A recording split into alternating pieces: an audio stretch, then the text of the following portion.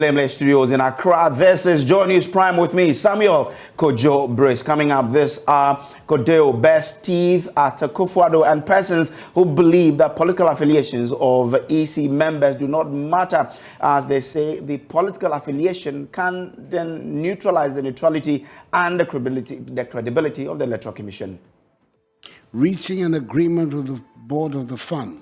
Now, also coming up, President Kufuor admits the country's debt sustainability profile is in tatters and is unclear when an IMF deal will be secured.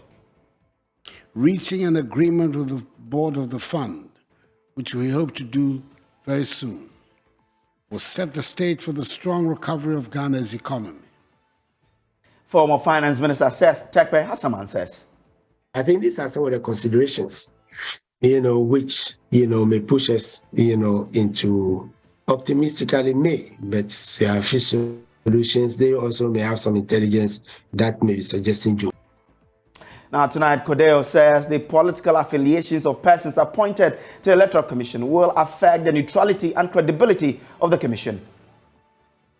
Some have tried to downplay the concerns associated with these latest problematic appointments by arguing that the appointees in question cannot change any electoral outcome, or that it is voters that determine election results.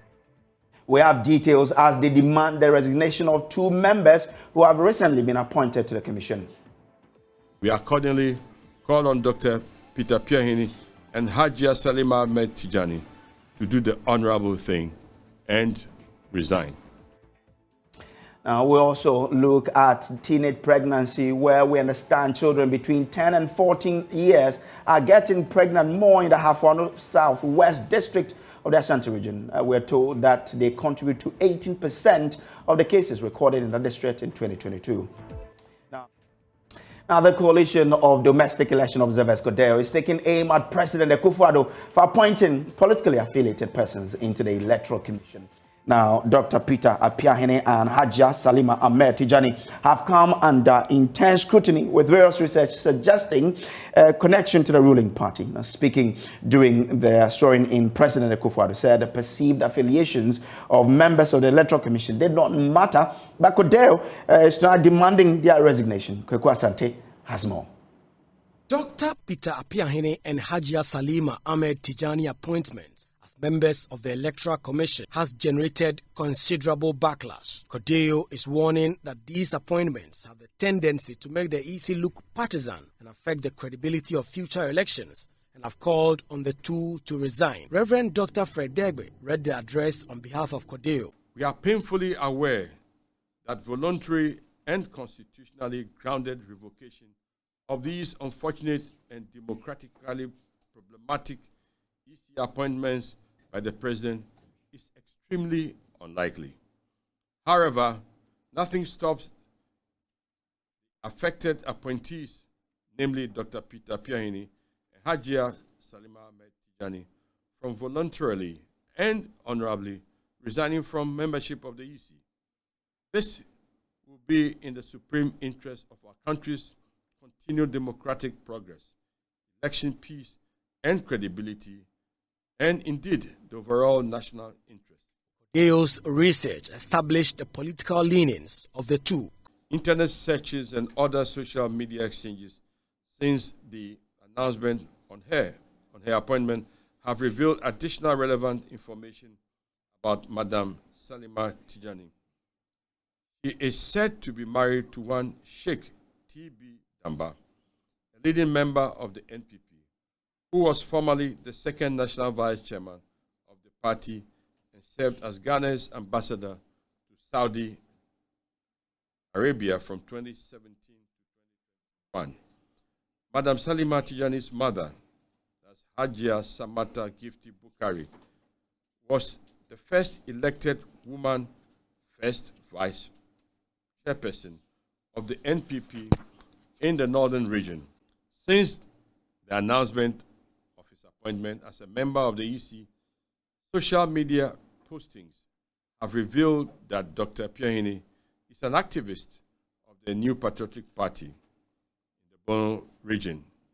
In one social media comment on January 2021 headed, Dr. Piahini for Bono region, Dr. Apiahene is featured on an NPP labeled flyer as one of the 6 prospects for the position of the Bono regional minister. Kojo is concerned the public confidence in the EC is already low and that these appointments will further dampen public trust in the commission. Afrobarometer surveys have recorded declining levels of public trust in the EC. Trust ratings for the EC have shown a steady decline since 2008. In 2004, close to half, that's 48% of Ghanaians, trusted the EC. The EC's trust ratings reduced by 8 points to 40% in 2008. In 2012, this dropped drastically to 27%. The Commission's trust rating continued to trend downward in 2014. Kojo insists the perceived political affiliation of the EC members matter, despite President Akufo-Addo saying it did not. Some have tried to downplay the concerns associated with these latest problematic appointments by arguing that the appointees in question cannot change any electoral outcome, or that it is voters that determine election results, not electoral officers in charge of counting or collating results. This is an unfortunate and rather cavalier response to the grave concerns we raise here. If it did not matter who sat on the Electoral Commission, we could put anybody at all on it. The appointing authority would not need the advice of a Council of State in the appointment process.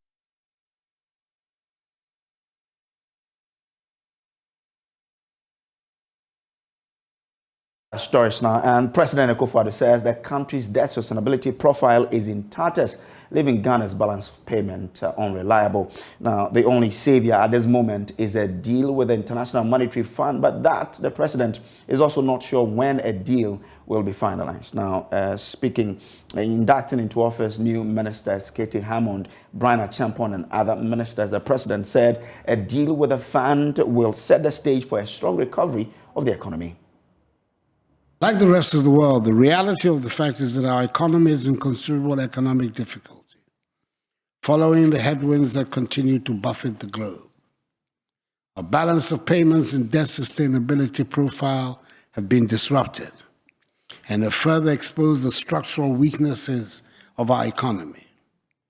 We've gone to the International Monetary Fund to seek its assistance to repair in the short term our public finances and restore our balance of payments, whilst we continue to work on the medium to long-term structural changes that are at the heart of our goal of constructing a resilient, robust Ghanaian economy and building a Ghana beyond aid.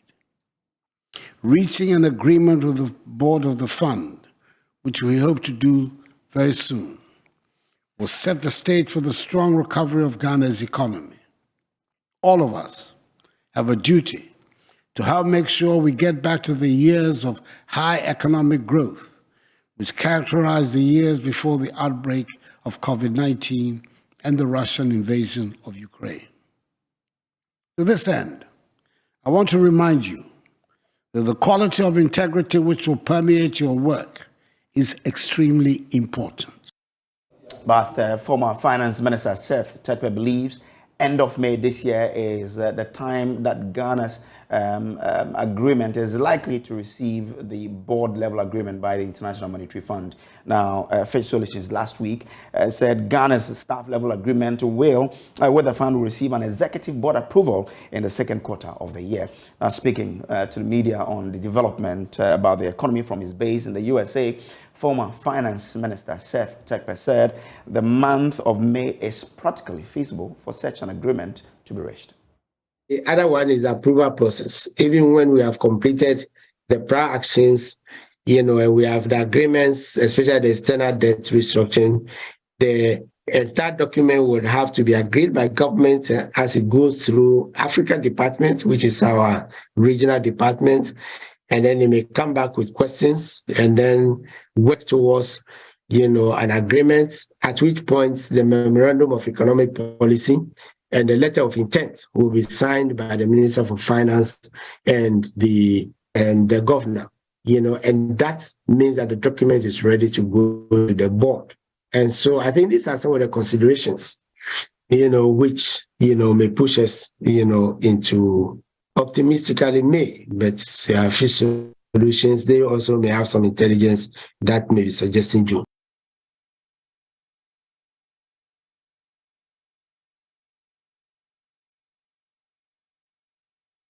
Now, as part of securing this board-level agreement with the IMF, there are some criteria that Ghana is supposed to meet before that is granted. So where are we in terms of meeting those set criteria for us to achieve this particular agreement with the IMF?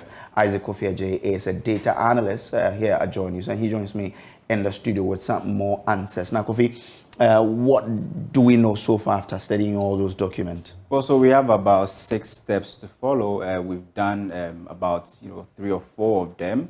We've actually sent the letter of intent. We've had the staff level agreement. And because our debt levels were unsustainable, we had to do a debt restructuring. We came in 2 folds, the domestic aspect and also the external one. The external one, the case has been that, it was more or less like China against all other creditors.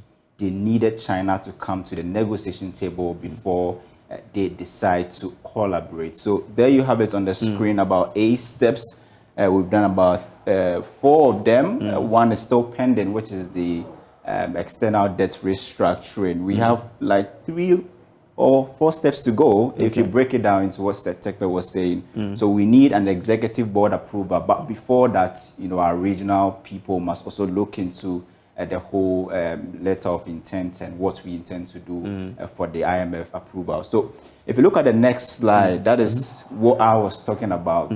So the external debt restructuring has been more or less like the obstacle currently in getting the executive board approval. So it's more or less like China against all these creditors. The Eurobond market creditors about 13 billion. We have multilateral creditors 8 billion. Paris Club 1.9 billion and other creditors at 3.2 billion. They all wanted China to come to the negotiation table.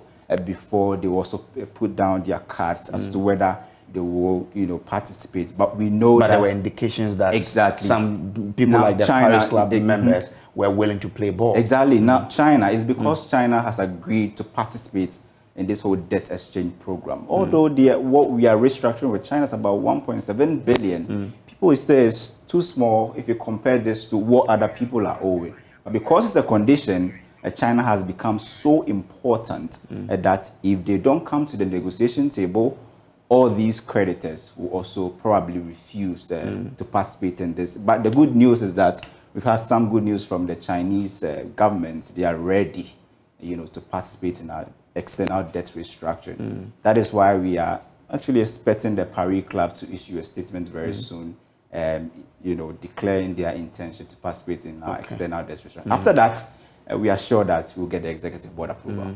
Interesting that France's president is currently in China.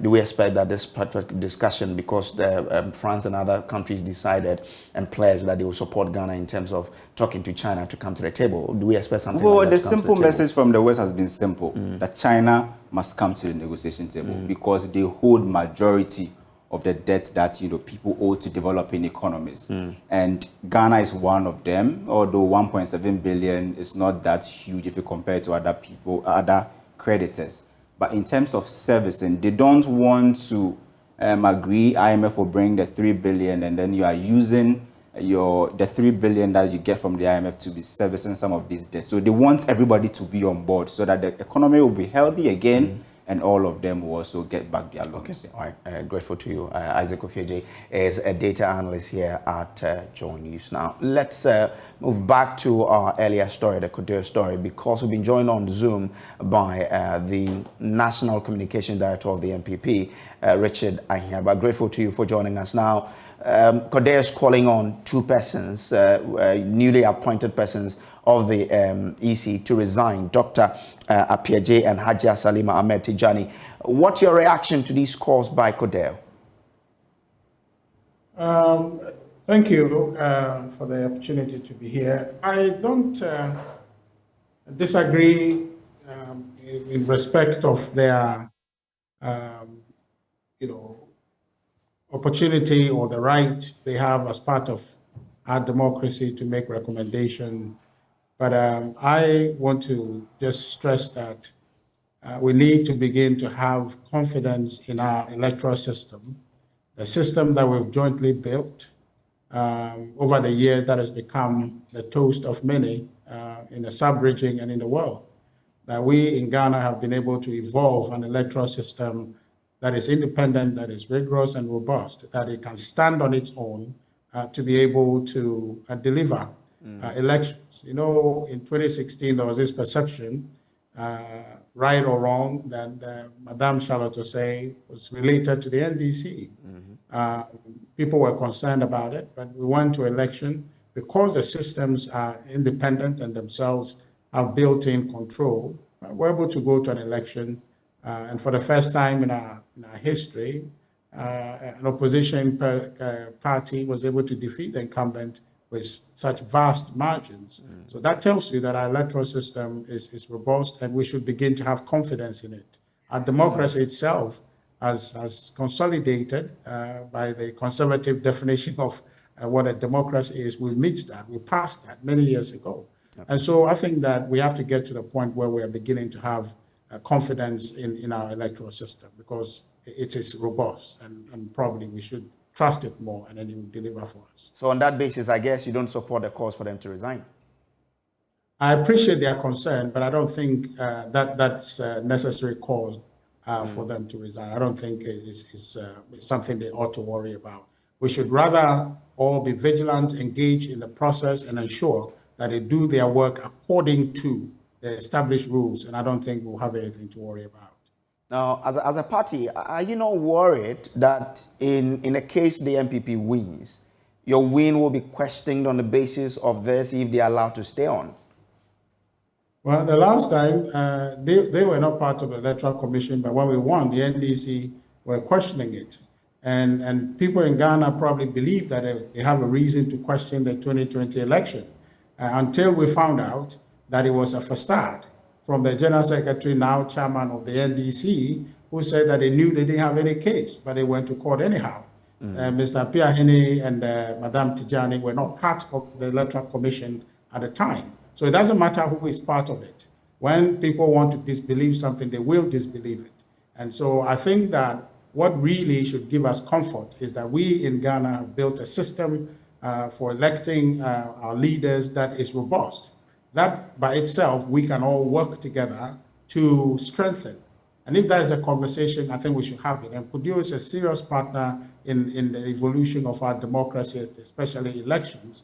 And so I think they should come to the table with ideas and innovations that can help our electoral system build and become even more independent, as opposed to the backtracking fear that, you know, an individual may belong to a party which is not established in my mind, that these are individual people who are party members necessarily, and so therefore by their association or sensitivity to the MPP, they cannot do an independent job. I don't think we should worry so much about that. Well, but if you believe so much in the fact that with all that, then you can still win the election, why not, because of the sanctity of the Electoral Commission, just allow them to resign now that the affiliations to the MPP, which of course you belong to, have been made so clear now?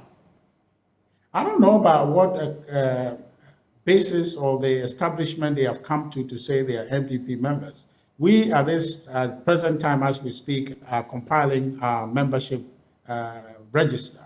So I'm not sure if they are members, card-bearing members of the MPP. Well, Dr. Apiahene is a former patron of TESCON in the university he lectures.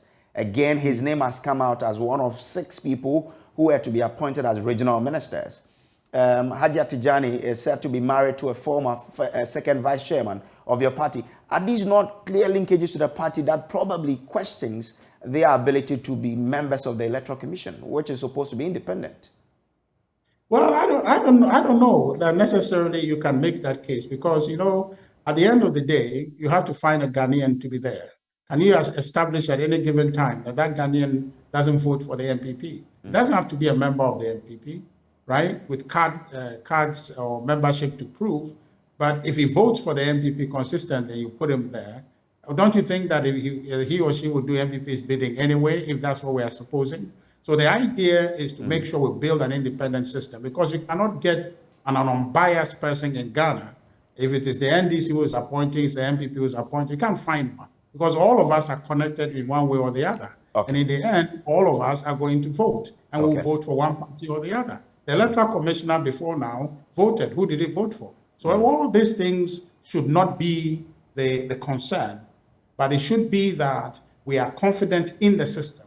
Let's fix the system. If the system is defective, and we can see that an individual who has sensitivity to party A or B is there, they have the tendency to corrupt the system. Let's make it stronger and firm, so we can all be confident. Grateful. I'm grateful to you for joining us here. Richard Aheba is the National Communications Officer of the NPP. Now, to other stories now. To hear that teenage pregnancy is on rise is a troubling experience for many around the world. Now, it even becomes more depressing to hear that children between 10 and 14 years are getting pregnant. Now, that is the reality of the people of Ahafo and Southwest District of the Ashanti region, where we understand that children between 10 and 14 years old are getting pregnant. According to the district health director, Dr. Ruben Bejra, some of these teenagers in the district got pregnant for chasing over just 20 Ghana cedis for sanitary pad. Now, Dr. Bejra joins us via Zoom now with more. Doc, I'm grateful that you could join us here. Now, how were you able to arrive at this conclusion that this is on the rise, and what numbers are we talking about? Kojo, and good evening to our audience.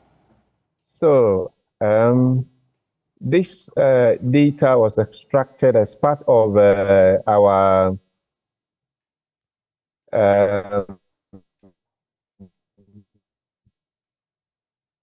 information system, which is really very robust. And so we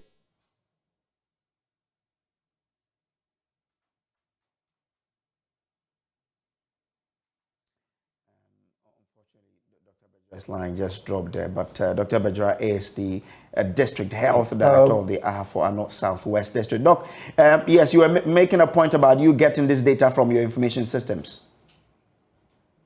Yes, so if you look at what we call District Health Management Information Systems, which is DIMS, the data is telling us that in 2022, Ghana as a country, total pregnancies recorded in our facilities was just a little under 1 million, about 956,000. Out of that, 10% of them are teenagers from between 10 years to 19. Now, if you come to Ashanti region,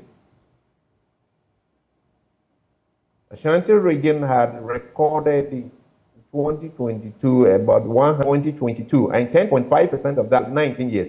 But the story, the narrative is more scary in Ahafo Southwest District, where we had recorded 2,238 pregnancies in our facilities between January and December 2022. And out of that, 408, which constituted 18.2%, are teenagers.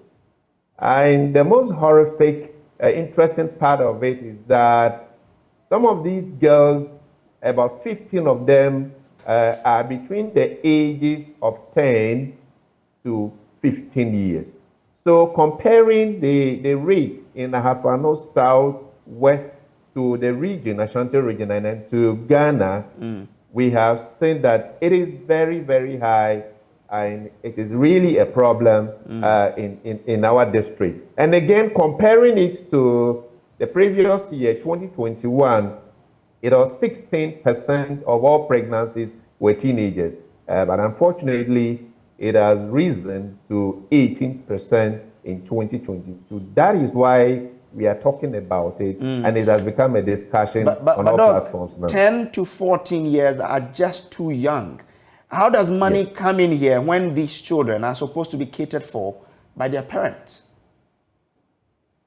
Yes, so Kojo, factors underpinning teenage pregnancy in our society, not only in the Ahafano Southwest, can be categorized to community factors, family factors, individuals themselves, and then the environment in the schools. Now, with money, just as you have said in the prelude, when we spoke to some of these girls, because there is an intervention with an NGO, some of them have confided in us that their parents are unable to buy just a sanitary pad for them when they are in their menses. And that is very unfortunate. So some unscrupulous men, in the community will just entice these girls with a peanut just to buy some sanitary pad, just to buy some fried rice or something like that, and they have sex with them. Unfortunately, our district has now become a mining community. So most of the communities, you see a lot of these boys from outside the district, from elsewhere, coming into the district to do mining. And they have some cash in their hands. So they are able to lure these girls with some monies just for this. Interesting, Doc. So can we then conclude that mining is, can we then conclude that mining is contributing to the rise in these teenage pregnancy cases? Obviously, you see in communities where in mining communities, these are some of the social vices, even though it's bringing employment to people. But what we have even seen is that some of these girls, most of them are dropping from school because they want to do mining. Currently, last week when we had the General Assembly meeting, it came out from some of the Honorable Assembly members that there are communities where these mining activities are ongoing, and these girls have some kind of brothels where these mining guys go there and pay for sex. So it is becoming, so mining, even though it is bringing some kind of employment into the system, the other side of it is very sad that not only teenage pregnancy, but the issues of STIs and HIV/AIDS are also looming into our face because of these mining activities. Doc, so what have you, the authorities, done about this situation? Because teenage pregnancy issues are multifaceted. The health people or the health directorate has a responsibility, the politicians has a responsibility, the community traditional leaders has a responsibility, the church has a responsibility, the media has a responsibility, just as we are bringing it up now. Now we are working with, we are able to attract an NGO into the district called Women's Health to Wealth. Okay. What this NGO is doing, of course, you cannot solve all the problems, but some of the interventions is to provide sanitary pads to girls in the JHs. So we have what we call girls clubs in most schools, and every term the NGO through the health directory provides sanitary pads to these girls. We have registered close to 1,000 girls where every month we are providing them. We are also, this club is also, we are using midwives and nurses every week to give them some kind of knowledge in adolescent reproductive health issues, because we have also realized that lack of knowledge or inadequate knowledge in their reproductive health issues is also a contributing factor. Okay. So what we are doing is all right, Doc. I'm grateful. Would have to leave it here, but thank you so much for joining us here with those details that you could. Let's talk to Richard Amomo, Rich Love Amomo, who is the director of gender in the Central Region. She has also been dealing with issues like this. I'm grateful for joining us. What is the issue in your region, the Central Region of Ghana? Thank you very much. Can you hear me? Yes. Clearly. Okay. Good evening. Well, with the Department of Gender Central Region, we are the implementing arm for the sector ministry, that is the Ministry of Gender, Children and Social Protection. And my name is Mama Awochu Ajagba II, known in private life as Rich Love Amamo. When you're looking at adolescent pregnancy, I like using the term adolescent pregnancy because I think in 2021, a child below 10 years was captured pregnant. And we, the department, we do not collect data as a department, but we depend on secondary data. That is data collected by Ghana Health Service. Ghana Health Service in the Central Region, they are doing a great job. That you have, how is it looking like in the Central Region? We understand that in Ahafo South, for example, young girls between 10 and 14 years are getting pregnant, and that incident is on the rise there. How does that look like in the Central Region? Where do we have some 10, 14-year girls also getting pregnant, and what are you doing about it? Yes, I mean, the story, it's almost the same. Because in the Central Region, when you look at the regional breakdown of adolescent pregnancy, I think we are even at the third position. In 2021, I think, we are the third position. So I think we are even higher than maybe Ahafo or something like that. Because Ashanti is the first. We saw Eastern second, then Central Region, the third. Though the department is working together with stakeholders to control the situation, the story still remains that children are getting pregnant. Well, when you look at these things, you ask, why is it that we are still pushing, we are doing everything possible to control the situation, but still children are getting pregnant? We are normally supported by UNFPA, UNICEF, but the thing is parental neglect, and I always speak on this issue, that parental neglect, it's really affecting the nation. But why are we not able to arrest the men who get these young girls pregnant to serve as deterrent to other people who may be harboring such intentions? And thank you very much. This issue of arresting them, when the child is below 16 years and you sleep with that child, it's defilement. Yes.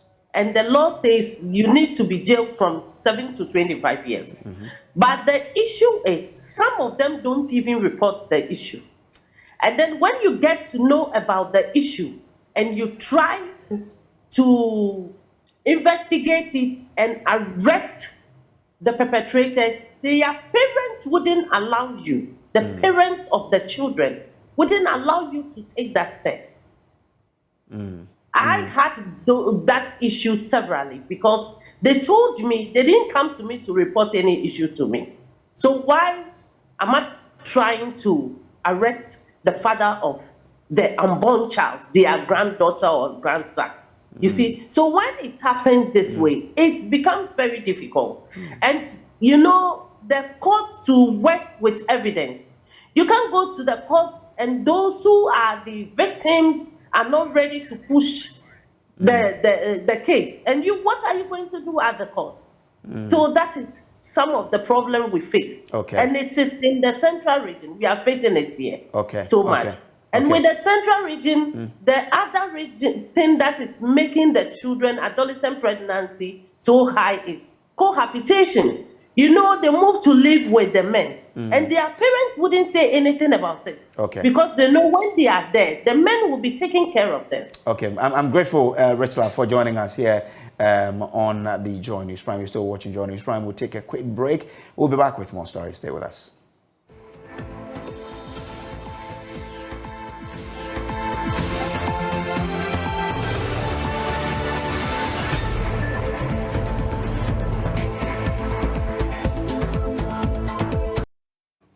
Welcome back from the break. Now, there's an online swindler on the loose in Accra defrauding people who want to rent apartment.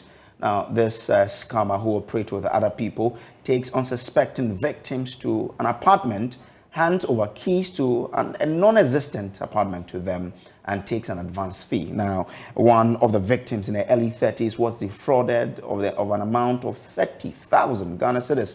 Another man, Bright AOC, was defrauded more than 10,000 cedis. My colleague Maxwell Agbaba traveled with or followed AOC to an apartment which was used to defraud him, and our report. Chanced upon the pictures of the... I am in a car with one of the victims, Bright AOC. We are heading to Tantra Hills to see the apartment the online fraudsters used to scam him. The swindlers had taken pictures of the building and uploaded them on an online platform. This is the Tantra Hills community where Bright AOC was brought by the fraudsters. It took him to an apartment nearby, a very beautiful duplex nearby, where they handed him keys. Bright AOC tells me that even before he started the search online, his wife had a hunch that they could be scammed. So I met him at Kodesh, around Kodesh area, because he said the landlord stays at North Carnation. So I picked him up around Kodesh, and then we drove to the landlord's house. We went to an area just like this. I mean, the houses are facing each other. And then just when we were about to get there, the landlord came out, I mean, in a haste, going somewhere, in a hurry, going somewhere. He comes across like a man of God who was going to preach. And he said, oh, he's been waiting for us for a very long time. We kept delaying him. He's in a hurry to go somewhere. So quickly I said, oh, we are here, so let's go inside. And he said, oh, quickly, we should just sit in the car and then, sort everything out. He started asking me questions, why I go to church, where I work and all that. Very nice and calm man. So even when my wife saw him, he said, oh, he doubts this will be a scammer. Because we were having that perception. So we gave the money to him, 15,600. He gave me a receipt. He asked me to sign and gave some 2 keys to my wife and said that, oh, she is the woman, so she should take the keys. He told me that the tenancy agreement will be ready, that's a Tuesday morning, so I should come to the house Tuesday morning to come and pick it up. It was a movie house. Yes. I find out the house was a movie house. That was a Thursday morning after I tried reaching him and I couldn't reach out to him anymore. So I got there only to find out that the place was a movie house. No, the apartment don't belong to them. They are not the owners of the apartment. The apartment is not for them. I'm told the owner of the apartment. No. This apartment? Yes, they gave me 2 keys to this apartment after I made a payment of 15,600. Bright AOC is now on the phone speaking to another victim, 33-year-old event planner Ida Safoa. She saw Bright's story online and contacted him about how the same man defrauded her of close to 30,000 cedis after she tried to rent an apartment she saw online. So let's get some education on this. Stephen Sheshi Kojo is lead for the Computer Emergency Response Team at the Cyber Security Authority. He joins us now for some conversation. Stephen, so how do we ensure that many people do not fall, victims to such tricksters? Good evening, and good evening to your listeners as well. From the perspective of a Cyber Security Authority, in a case like this, it's about due diligence. So the fact that you've seen an advertisement on a website online does not mean you should just sign up just like that. There are a few things you can do to check. So, for example, in this case where you're talking about apartment building, the guy has taken you to a place to see it. One of the things you can do is go back later and just check around the neighborhood, next door, across the street. Who lives here? Who actually lives here? The guys that brought you here, are they actually known in the area, or they just turned up there one day and are walking around? So checking the neighborhood is one thing to do. In terms of the transaction itself, once you engage with such a person, before you commit your funds, at least get some identity of them, get a photo of them, get a view of take a shot of their identity card, national ID card, so that it becomes a form of evidence for law enforcement to go to at least verify who that person is, if it's necessary. The sums involved in these transactions are high, so another recommendation is to use a trackable system, the bank especially, because there are systems, they know the customers who has come to sign up to create the account, and therefore they can help if the law enforcement needs to track such a person down. So check who actually owns the account. Does it match up with the person who says he's selling the house? So that's one. The lawyers also have a service available. They can look into properties for you, verify ownership, registration of companies that say they are property or they lend or rent apartments, that kind of thing. Those are things you can do to assure yourself that you're actually safe before you commit your funds. Stephen, we're grateful for this education today. Grateful so much. Now, to other stories, and to don't be fooled by the plush frontages of eateries. No, that's the caution from environmental health officers at the AMA, who are asking patrons of eateries to look out for the sanitary conditions in the kitchen as well. Now, our latest check show that some eateries invest more in their frontage and little attention to food safety. Now, the Assembly is worried that food in some of these kitchens could be contaminated and sold to the unsuspecting consumer. My colleague Michael Papani actually has excerpt from this week's Joy Clean Ghana campaign. At first glance, you'd see a serene and relatively clean eating area. The kitchen, however, was dirty, according to the AMA officials. That's the situation at this restaurant at Mamprobi Sempe. It means you have made your entrance nice, but where the food is actually coming from is filthy.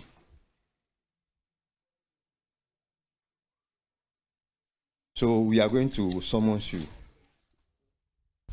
for failing to comply with food safety standards. The inspection showed that the eatery was nothing close to clean after all. District Environmental Health Officer of the Accra Metropolitan Assembly and team lead George Lawson wants patrons to be vigilant while eating at any eatery. After the camp, after this thing is emptied, it's not clean, it's not washed, and it doesn't have any cover. So flies from here will go to the kitchen and contaminate the food. From there, the team visited Choko in the Ablikuma South Sub-Metro. First, the team inspected a bakery. You can see some dresses over there. Now, as a bakery, there should be a separate room there should be a separate cloakroom where the staff here, the workers, can change. You understand? But they don't have, so they are hanging their clothes where they even do the kneading. Now look at the bread. The dough is on the floor. There's no pallet. So everything is just on the floor before they will put inside the oven.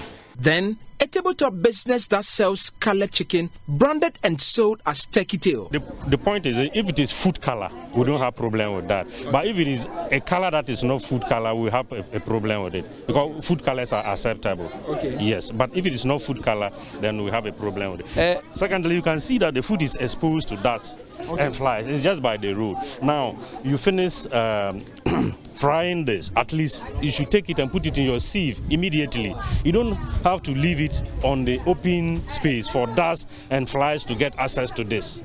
Yes, it can lead to contamination. The Accra Metropolitan Assembly is committed to ensuring the safety of the city's food supply and will continue to conduct regular inspections of eateries and food businesses. Patrons are encouraged to be vigilant and report any concerns to the appropriate authorities. For Joy News, Michael Ashale.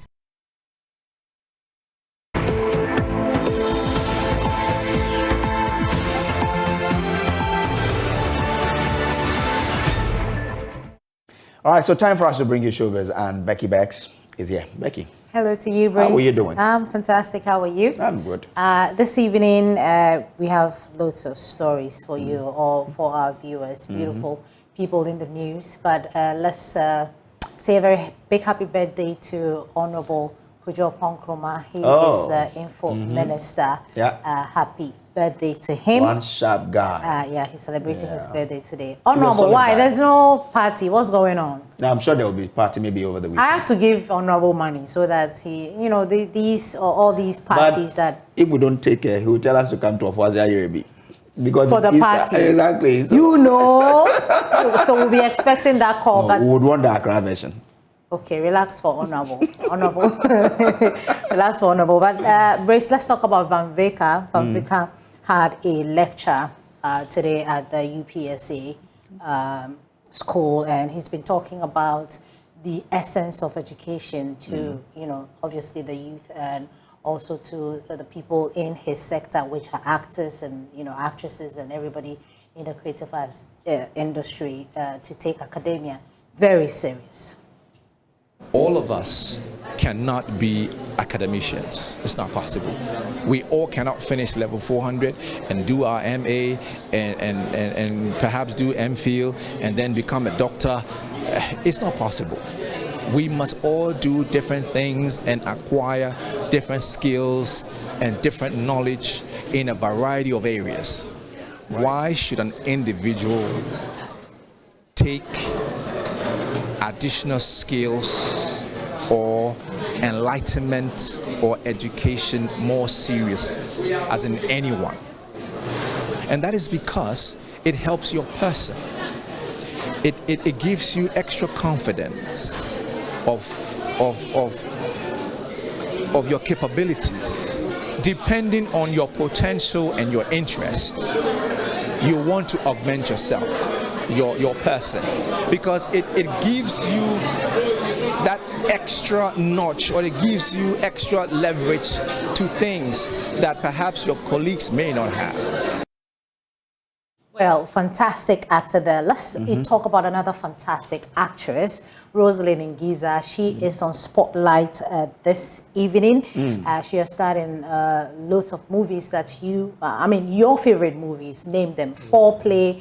And recently, she starred in One Taste of Sin, which is set to premiere this Friday, this Easter Friday. And so we're putting the spotlight on Rosalind Ngiza.